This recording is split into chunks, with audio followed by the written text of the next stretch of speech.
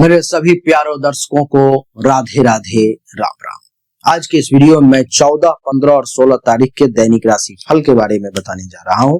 तो आइए बोर्ड पर में सबसे पहले 14, 15, 16 अक्टूबर 2025 को लिख दिया जाए और अब एक कुंडली का निर्माण किया जाए, गोचर कुंडली का, जिसमें सभी राशि वालों के लिए ये पता चल सके, क्योंकि ये चंद्र राशि पर आधारित है, तो चंद्रमा का प्रवेश आखिर है कहाँ, किस राशि वालों के लिए कौन से भाव में, तो बेहतर परिणाम को आप आसानी से समझ पाएंगे। आइए 14, 15 और 16 तारीख के पंचांग को सबसे पहले जान लें। 14 तारीख को अष्टमी तिथि है, पुनर्वसु नक्षत्र, मंगलवार का दिन, चंद्रमा कर्क राशि में रहेंगे। शुभ समय 11:43 AM से 12:30 PM तक, राहु काल 3 बजे PM से 4:26 PM तक, दिशा सूल उत्तर दिशा की तरफ।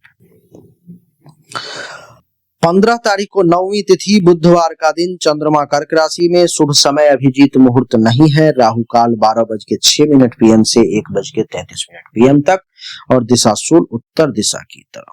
16 तारीख को दसवीं तिथि, गुरुवार का दिन, चंद्रमा कर्क राशि में, शुभ समय जो है सो 11:43 AM से 12:29 PM तक, राहु काल 1:32 PM से लेकर के 2:58 PM तक और दिशा सूल दक्षिण दिशा की तरफ। देवी और सज्जनों, ये जो हमारा राशिफल है ये 16 तारीख के 12:42 तक ही ये लागू रहेगा। उसके बाद इस राशि फल का प्रभाव आपके ऊपर में नहीं पड़ेगा।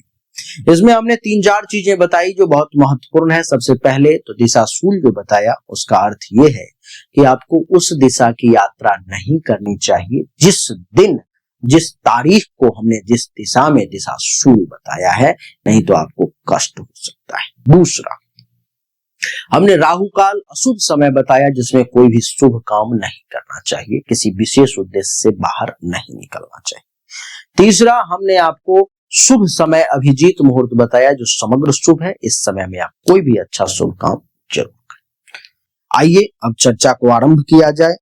क्योंकि चंद्रमा कर्क राशि में है, कुंडली के चौथे भाव में मेष राशि वालों के लिए, तो आइए इसके प्रभाव को समझें कि क्या प्रभाव होगा। मेष राशि वालों के लिए चंद्रमा का प्रवेश कुंडली के चौथे भाव में है। कुंडली के चौथे भाव में चंद्रमा के बैठने के कारण मेष राशि वाले जातक को 14, 15 और 16 तारीख को सुख में वृद्धि के विशेष योग जो है सो बनता हुआ मैं देख पा रहा हूं। घर परिवार का भी सुख मिलेगा, माता से लाभ मिलेंगे या उनके साथ समय बिताने का अवसर मिलेगा। वाहन या संपत्ति के कार्यों में भी आपको लाभ मिलेगा। मानसिक शांति और सुकून प्राप्ति के योग हैं। घर में मांगलिक कार्य की संभावना भी मैं देख पा रहा हूं। मेष के बाद बारी आती है वृषभ राशि की। वृषभ राशि वालों के लिए चंद्रमा का प्रवेश कुंडली के तीसरे भाव में। कुंडली के तीसरे भाव में बैठा हुआ चंद्रमा यह दर्शाता है कि वृषभ राशि वालों को इस समय में मेहनत से अच्छे परिणाम मिलने के योग बने हुए हैं। नए कार्य में हिम्मत दिखा पाएंगे आप। छोटी छोटी यात्राओं के योग हैं जिससे फायदा होगा। भाई बहनों का सहयोग भी आपको निश्चित मिलेगा। साहस और पराक्रम में भी खूब वृद्धि के योग वृषभ राशि वालों के लिए मैं देख पा रहा हूं। बात करूंगा मिथुन राशि। मिथुन राशि वालों के लिए कुंडली के दूसरे भाव में बैठा हुआ है चंद्रमा, जो ये दर्शाता है कि पारिवारिक जिम्मेदारियां पूरी करने के योग हैं और आप पूरे कर लेंगे। वाणी में आकर्षण बढ़ेगा। स्वादिष्ट भोजन का आनंद भी आपको मिलेगा। आर्थिक लाभ या धन का भी संग्रह करने के योग हैं। परिवार में सुख और बातचीत में मधुरता बढ़ेगी। देवी और सज्जनों, मिथुन के बाद बारी आती है कर्क राशि की। कर्क राशि वालों के लिए तो कुंडली के प्रथम भाव में ही है चंद्रमा, जो ये दर्शा रहे हैं कि कर्क राशि वाले स्वास्थ्य पर ध्यान देना जरूरी है, नहीं तो थकान जल्दी हो सकती है। यात्रा या नए लोगों से मिलने के लिए भी योग बन रहे हैं। आत्मविश्वास में इस समय में खूब वृद्धि होगी। नए काम की शुरुआत का उत्साह भी देखने को मिलेगा। मन बहुत प्रसन्न रहेगा और मानसिक ऊर्जा में भी वृद्धि के योग मैं देख पा रहा हूं कर्क राशि वालों। कर्क राशि वालों को इतना ही नहीं, इस समय में आपको विवेक का सहारा मिलेगा। आप कोई भी काम ऐसे ही यूं ही नहीं कर देंगे। आप हैं कर्क राशि वाले, और खास करके इन 3 दिनों में 14, 15 और 16 तारीख को जब चंद्रमा आपके मस्तक पर में विराजमान है, तो आप अगर एक कदम भी उठाएंगे तो लोगों को ये सोचने पर विवश होना पड़ेगा कि भाई इस कदम को इन्होंने क्यों उठाया। कहते हैं कई बार अगर हम किसी तरफ देख भी लें तो लोग ये सोचते हैं कि आखिर ये इधर क्यों देख रहा है, वही हाल आपका होगा। बात करूंगा सिंह राशि की। सिंह राशि वालों के लिए कुंडली के द्वादश भाव में बैठा हुआ है चंद्रमा, जो दर्शा रहा है कि खर्चे बढ़े, विदेश यात्रा के योग बन रहे हैं, नींद की समस्या आपको परेशान कर सकती है, दान पुण्य और आध्यात्मिक कार्य की तरफ आपका रुझान रहेगा, गुप्त शत्रुओं से ऐसे सावधान रहेंगे तो आपके लिए ज्यादा अच्छा है, नहीं तो मुख में राम बगल में छुरी वाले लोग ज्यादा इस समय आपके साथ हैं। सिंह के बाद बात करूंगा कर्क राशि की। कर्क राशि वालों के लिए एकादश भाव में है चंद्रमा, जो ये दर्शा रहा है कि खुशी और उत्साह में वृद्धि देखने को मिलेंगे, बड़े लक्ष्यों की प्राप्ति करेंगे, इच्छाओं के पूर्ति का भी योग, दोस्तों से सहयोग भी मिलेगा, लाभ और धन वृद्धि के भी विशेष योग आपके लिए मैं देख पा रहा हूं। कर्क के बाद बारी आती है सिंह राशि की। सिंह के बाद ये कन्या राशि का राशिफल था, जो अभी हमने आपको बताया था, ये कन्या का था। और अब हम लोग चर्चा करेंगे तुला राशि पर।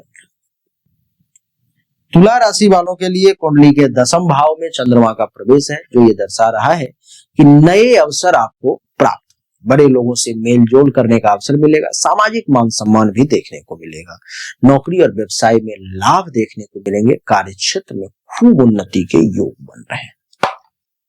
तुला के बाद वृश्चिक की बात करूंगा। वृश्चिक राशि वालों के लिए कुंडली के 9वें भाव में है चंद्रमा, जो ये दर्शा रहा है कि अच्छे कार्यों में आपका मन लगेगा, पिता या गुरु से सहयोग भी मिलेंगे, लंबी यात्रा के योग हैं, धर्म और आध्यात्म में रुचि देखने को मिलेगी, भाग्य का भी इस समय में आपको खूब साथ मिलेगा। वृश्चिक के बाद बारी आती है धनु राशि की। धनु राशि वालों के लिए 8वें भाव में विराजमान है चंद्रमा, जो ये दर्शा रहा है कि गूढ़ विद्या और रहस्य में आपकी रुचि जागृत होगी, गोपनीय बातों का पता चल सकता है, स्वास्थ्य का ध्यान रखेंगे तो बहुत अच्छा रहेगा, अचानक धनहानि या खर्च भी हो सकते हैं, मन में चिंता या तनाव की स्थिति सामने आ सकती है। धनु के बाद बात करेंगे मकर राशि की। मकर राशि वालों के लिए कुंडली के 7वें भाव में है चंद्रमा, जो ये दर्शा रहा है कि सामाजिक सम्मान बढ़ेगा, जीवन साथी से सहयोग मिलेगा, नए लोगों से संपर्क बढ़ेंगे और पार्टनरशिप से लाभ भी मिलेगा, दाम्पत्य जीवन में भी वैसे आपको सुख प्राप्ति का योग बनेगा। मकर के बाद एकादश राशि जिसका नाम है कुंभ, 6ठे भाव में विराजमान है आपके लिए चंद्रमा, जो ये दर्शा रहा है कि न्यायालय या कानूनी मामलों में राहत मिलेगी, कार्यस्थल पर भी मेहनत और भी बढ़ेगी, कर्ज या उधार के मामलों पर में आपको ध्यान देना होगा, स्वास्थ्य से संबंधित छोटी मोटी समस्याएं सामने आ सकती है, शत्रु और विरोधी परास्त हो जाएंगे, टिक नहीं पाएंगे आपके साथ। कुंभ के बाद और राशि चक्र की अंतिम राशि जिसका नाम है मीन।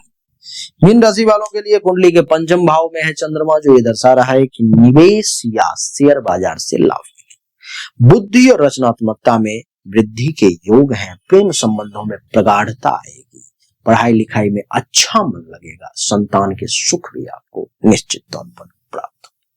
तो यही थी 14, 15 और 16 अक्टूबर की कहानी, जो हमने आपको बताने का प्रयास किया। हमने अभी तक आपको जो भी जानकारी दी ये 100% सत्य नहीं है। फिर से सुने, 100% सत्य नहीं है, आपने बिल्कुल सही सुना है। ऐसा मैं क्यों कह रहा हूं? क्योंकि अभी तक जो हमने आपको बताया ये एक सामान्य राशिफल है, विशेष नहीं है। विशेष जानकारी, 100% एक्यूरेट जानकारी तो आपको तभी मिल सकती है जब पर्सनली आपके जन्म कुंडली की जांच की जाए, पर्सनली आपके हाथ की रेखा को देखा जाए, तभी तो सिर्फ आपके बारे में सही जानकारी आपको प्राप्त होगी। और जब वो जानकारी प्राप्त होगी तो वो 100% एक्यूरेट होगी। आपको जानना चाहिए, अगर आपको परिश्रम ज्यादा करना पड़ रहा है लेकिन परिणाम नहीं मिल पा रहे हैं, आपको भाग्य का साथ नहीं मिल पा रहा है, जिस पोजीशन पर आपको होना चाहिए उस पोजीशन पर आपसे पहले कोई और पहुंच जा रहा है, इसका अर्थ है कि भाग्य का साथ नहीं मिल रहा है, भाग्य के देवता की स्थिति कुंडली में गलत है, उसको ठीक करने की जरूरत है। दूसरा, अगर आप बहुत परिश्रम कर रहे हो, आमदनी के कई सोर्स को तलाशने की कोशिश कर रहे हो, लेकिन आमदनी बहुत ज्यादा कर नहीं पा रहे हो जितनी इच्छा है, जितनी कोशिश है, तो चेक करने की जरूरत है कि आमदनी के जो देवता हैं उनकी क्या स्थिति है कुंडली में, आखिर आमदनी क्यों नहीं बढ़ पा रही। अगर आप पैसा तो कमा रहे हो लेकिन बचत नहीं कर पा रहे हो, लाख प्रयास करते हो लेकिन फिर भी कितना भी पैसा कमा लूं, कितनी भी कोशिश कर लूं, बचत नहीं हो पा रहा है, तो आपको चेक करने की जरूरत है कि जन्म कुंडली में जो धन धान्य संपत्ति के बचत की देवता है, जो बैंक बैलेंस के देवता है, उनकी क्या स्थिति है, क्यों ऐसा हो पा रहा है। लेकिन इन सब को चेक करने के लिए पर्सनल आपकी जन्म कुंडली की जांच करनी पड़ेगी, तभी जाकर के वो पता लग पाएगा।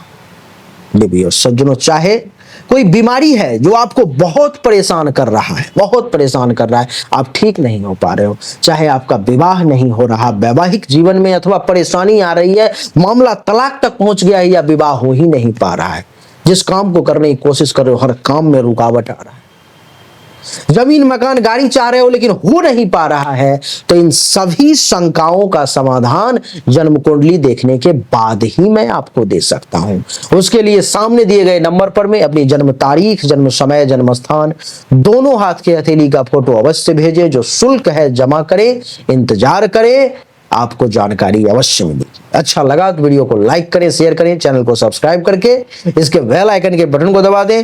राधे राधे, राम राम।